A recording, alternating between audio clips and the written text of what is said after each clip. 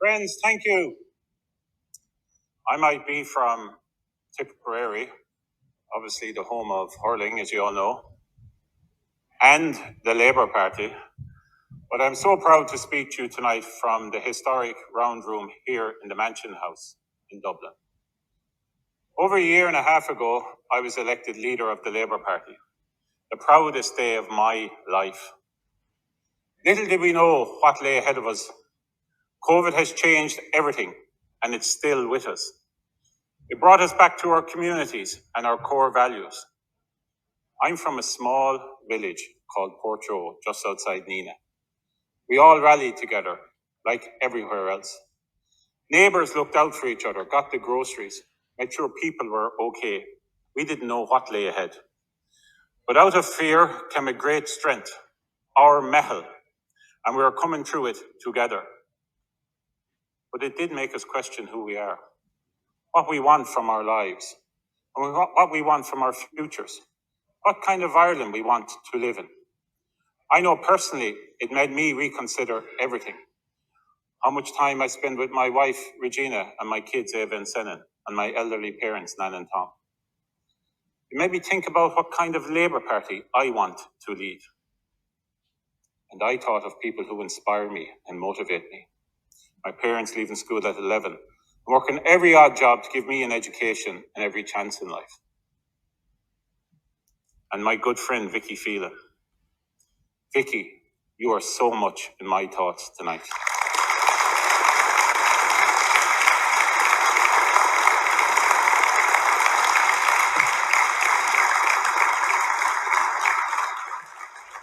We will always be grateful for your struggle for truth for the women of Ireland. I think of people like Niamh Brannock, who helped me and so many others go to college with 3 third-level education. People like Jim Kimmy and Mervyn Taylor and their inspiring work on equality. And not to forget Tom Johnson, the first leader of the Labour Party in the Dáil, and in my view, the most underappreciated politician in Irish history.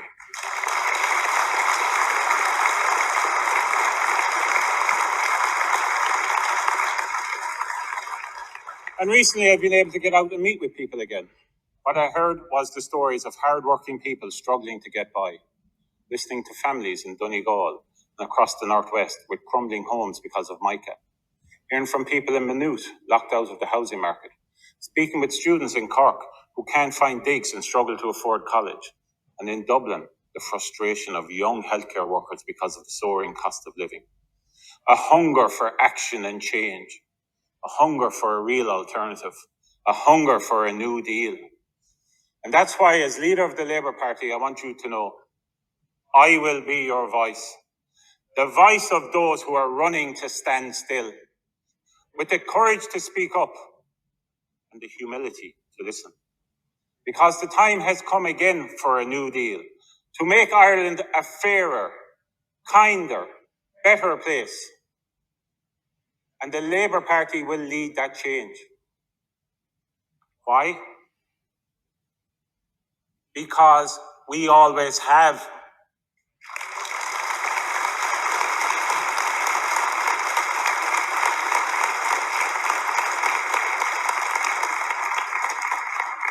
You see, we have served before, and we will do so again. That is what informs my politics. I'm not interested in running for office just to get elected, or being in government for the sake of it. I am passionate about delivering a real alternative for our people. By God, do we need that.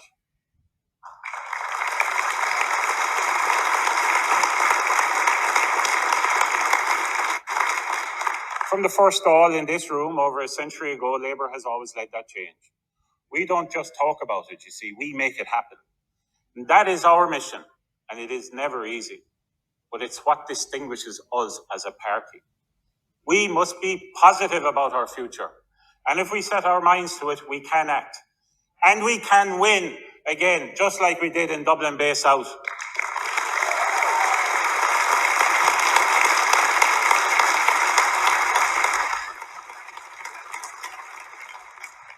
Because in Ivana Bacik, the Labour Party offered a real social democratic alternative, and the public responded to our positive message, a message of real change rooted in our values. COVID has been the great disruptor. Our expectations of what the state can do for us changed overnight.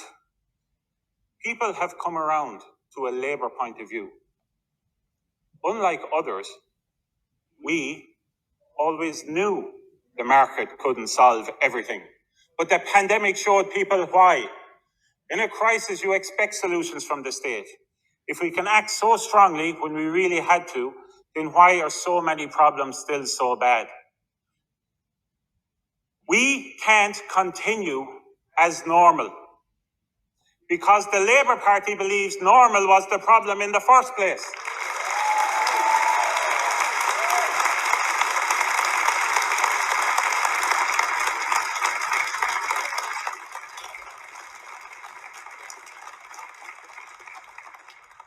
People want security in their work and in their homes. A safety net to catch them when a child falls sick or an elderly parent needs care. Childcare that doesn't cost more than a mortgage, and universal access to education. Respect for our way of life, whether urban or rural, that doesn't pit one against the other, and a plan to save our planet delivered with real urgency.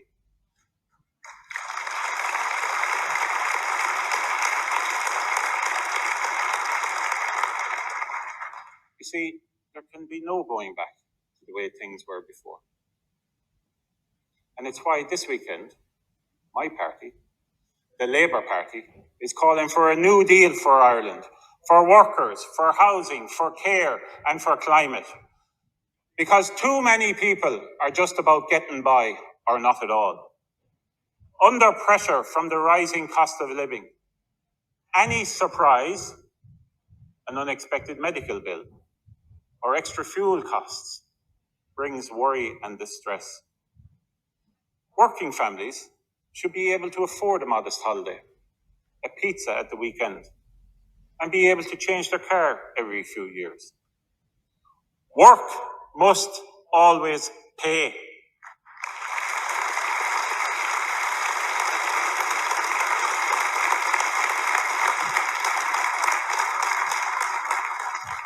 And we must ensure that people who work or want to work are not struggling to get by and see the Labour Party as their political home. That's the party I will lead.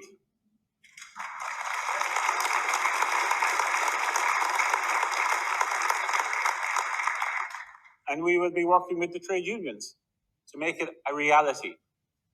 This is core to who we are as Labour people. Bread for all, but there must be roses too.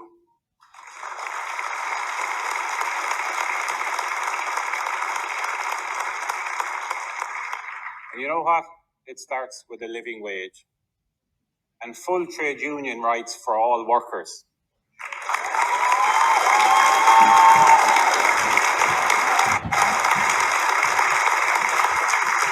There is an epidemic of low pay in Ireland, and everyone gets a raw deal in a low-wage republic.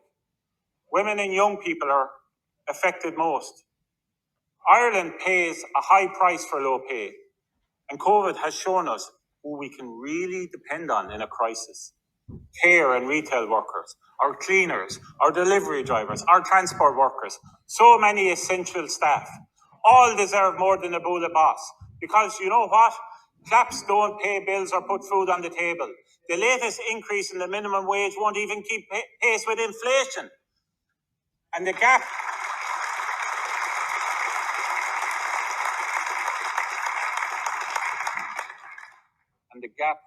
with the living wage is only growing. That's why it's time this government used the Low Pay Commission that Labour set up to deliver a living wage once and for all.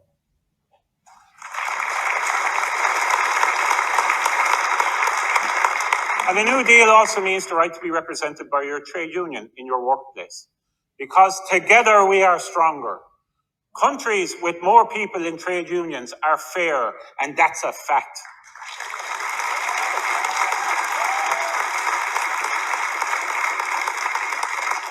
Workers in Ireland need a right to collectively bargain. They need a right to paid sick leave, a right to disconnect, and a right to switch off. But I can assure you, the Labour Party will be relentless in our efforts to secure those rights.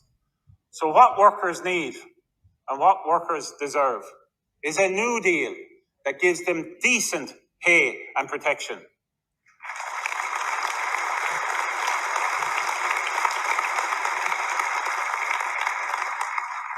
And people also need secure housing because our housing system is fundamentally broken. Young people believe they will never follow in their parents' footsteps with their own forever home. The cost of renting has simply become obscene. The latest government plan is more of the same, tired efforts to pay off private developers. They're setting up a housing commission, but its terms of reference must be radical. We're still not building enough homes. A whole new class of absentee institutional landlords is being created instead. Where is the radical state action to deliver homes? Where is the ban on evictions? Where is the referendum to deliver a right to housing? And where is the rent freeze?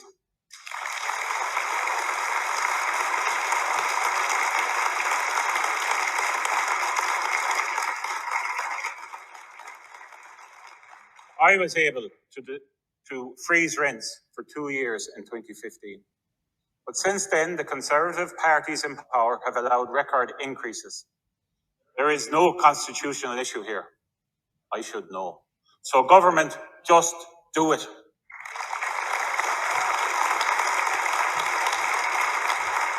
Ireland also needs a new deal on care that finally delivers on childcare, education and health. At every budget, Labour puts forward our alternative, fully costed proposals. And we're upfront about how we would pay for it. By taxing wealth, not work, and by closing many loopholes. Too many parties are peddling that myth that we can have both tax cuts and public spending. It's a con job.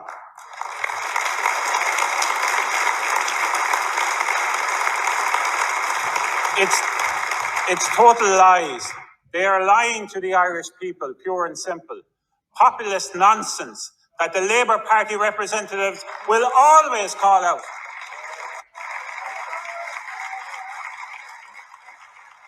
None of us like paying taxes, but we can't have decent services without them.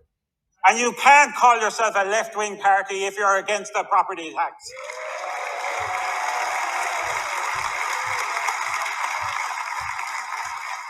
Our mission is to deliver services that reduce the burden on working families rather than forcing extra costs on them. This is the reality of Ireland today, and the government is doing little to help. Inaction is the only action they know. We will keep campaigning to put in place universal public childcare schemes. We want equality for children, affordability for families, and fairness for professionals. And we need to cut costs for parents by ending the dreaded voluntary contributions, investing in disadvantage, and giving every child free school books. Now is the time to finally tackle the role of religion in our hospitals and schools too. And our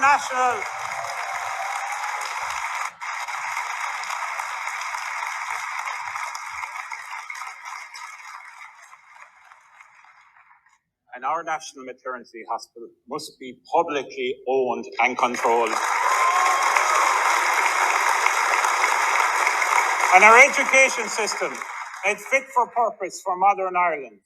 We need to change our constitution to recognise all modern families and give citizenship to all children born here in Ireland. But friends, this evening, I want to pay tribute to our frontline healthcare workers. Once again, their workplaces tonight are under severe pressure. We must do all we can to help them. We need a commitment that early next year, booster shots will be rolled out to everyone, and we must show solidarity with the rest of the world and share our spare vaccines. All of our closest neighbours managed to reward their frontline healthcare workers. Only this shambolic government could mess it up. Trolley numbers continue to rise, and nearly 1 million people are on waiting lists. What kind of country allows a child like Adam Terry wait 4 years for scoliosis surgery?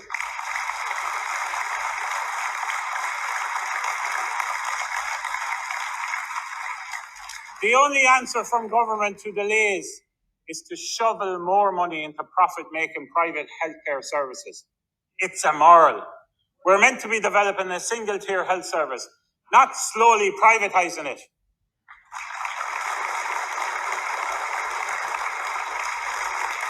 If that approach continues, we will never develop the capacity or the skilled workforce we need. The chronic underfunding of our disability services continues. The rollout of sláinte care has been neutered and momentum stalled. Labour would ensure a single-tier health service was an absolute priority. And we also can't delay anymore on climate action. Only the state can take the action that is needed to deliver a just transition for workers and families that unites people rather than divides urban and rural communities. We need a new deal on climate change now, not in 5 years' time.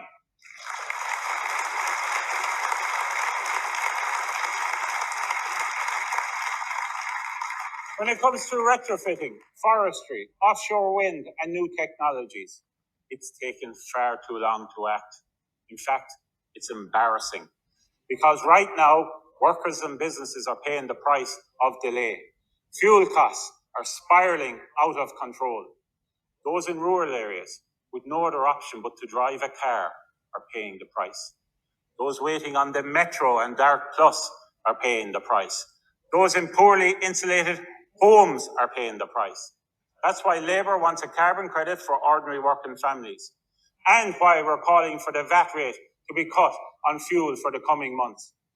The window of opportunity to act is being squandered, and it is a betrayal of the next generation, for my children, Eva and Senan, and yours.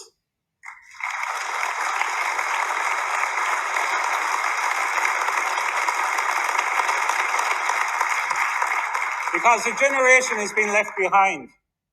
And just as the pandemic made us question everything, so has Brexit. And that new generation, North and South, are talking about what future our island will look like. What an agreed and united Ireland could look like.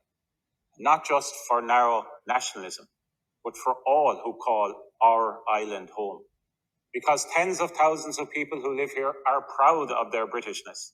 We cannot pretend otherwise. And we've had enough of Johnson's games on the protocol. It must stop. It's simply putting our peace at risk. Since 1912, the Labour Party has worked to achieve that shared peaceful future. Our starry plough has been an enduring symbol of our journey, and the trade union movement that gave birth to our party has always represented workers from all communities, and we must learn from them. We must learn from their work.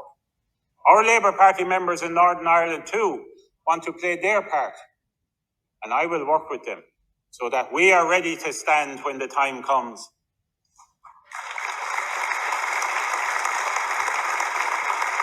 And Labour will work closely with all those who want to achieve a shared progressive future. It cannot just be left to those who until very recently advocated for sectarian violence. And remember, dialogue means listening as well as speaking.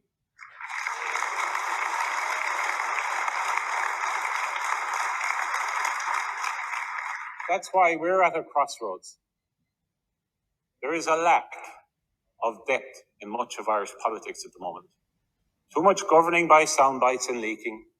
Ministers more concerned with chasing headlines than changing Ireland.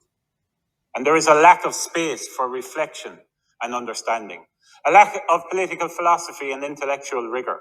Our president, Michael D. Higgins, stands out as a true leader.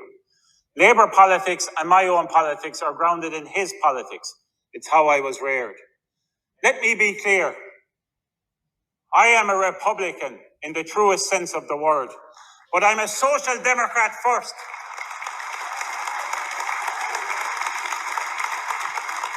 That's what distinguishes me and my colleagues from other parties. When it comes to politicians, we're not all the same. There is a real political choice facing people. Which ideology do you follow? Is it nationalism or is it social democracy? And when you break it all down, what is your biggest priority? I'm a social democrat and a proud Irishman who aspires to deliver a united Ireland. But I know what comes first for me. At this moment, I believe that our biggest priority for everyone on this island should be getting a home, getting the medical treatment you need, and providing for your children, whether you live in the East Wall in Dublin or East Belfast.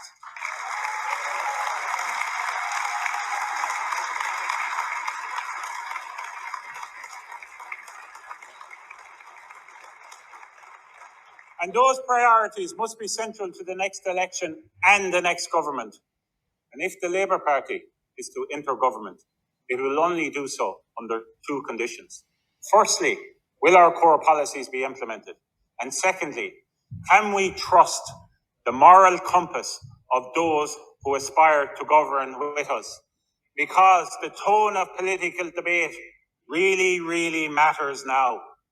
Some parties in the current government think they have a right to always govern, while others in opposition go around arrogantly acting like their ascension to high office next time is just inevitable. Neither are true.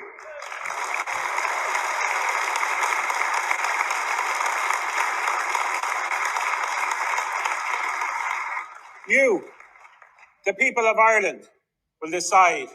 And there is always a third option, as we proved in the recent by-election win. We have a positive vision for the future of our island, and we will offer a real electoral alternative in the Limerick mayoral election. Because at our core, we believe in always putting people first. And as our very own Michael D said on the centenary of 1916, a democracy is always and must always be a work in progress. This is why we work together to shape policies to make Ireland a fairer, kinder, better place. This work is not easy. It takes a vision of where we are going and action to get us there. It challenges us to lead the change and bring everyone with us. We want a new deal for Ireland on housing, on climate, on care, and for workers. Come join with the Labour Party, my party, our party, and let's get to work on a new deal for Ireland.